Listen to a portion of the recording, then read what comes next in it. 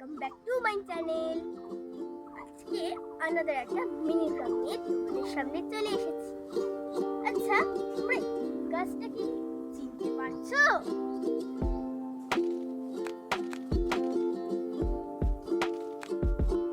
এটা হলো মনসাসাজি গাছ। হাতির হাড়ের মুখে দিয়ে সিদ্ধ করে এই পাতার রস খেলে কাশির জন্য খুবই উপকারী হয়। আমার যখন কাশি হয়, আমার মা আমাকে এই পাতার রস করে খাওয়ায়। আমি অনেক উপকার পাই। তো আজকে এই পর্যন্ত। বাই।